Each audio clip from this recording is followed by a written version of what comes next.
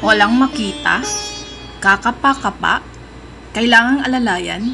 Maaring katarata po ang sanhi ng panlalabo ng mata. Tunghayan sa video na ito kung paanong papunta sa ospital ay halos walang makita ang isang nanay. Ngunit pagtapos lang ng ilang minuto ay lumalakad na siya at walang alalay.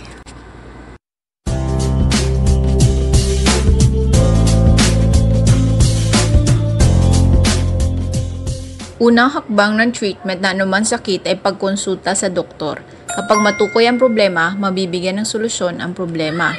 Sa kaso ni nanay, katarata ang dahilan ng kanyang halos pagkabulag.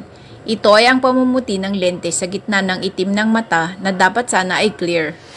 Sa pag-opera ng katarata, pinapatakan ng anesthesia upang mamanhid ito. At sa pamagitan ng isang maliit na instrumento, hinihigop palabas ang katarata. Pag nagawa na ito, nilalagyan ng isang artificial na lens upang palitan ang natanggal na lente. Matapos ang operasyon, karaniwan hindi kailangang ma-admit ang pasyente sa ospital. Kinabahan din ako, Dok, pero salamat sa inyo. Salamat kay Lord, nakaraos na rin ako. Ay, salamat. Ayan, matapos operahan si nanay ay pauwi na siya. Hala, wow, nakakalakad na siya mag-isa. Di na kailangang alalayan. Wow, it's a miracle. Nakakatuwa talaga.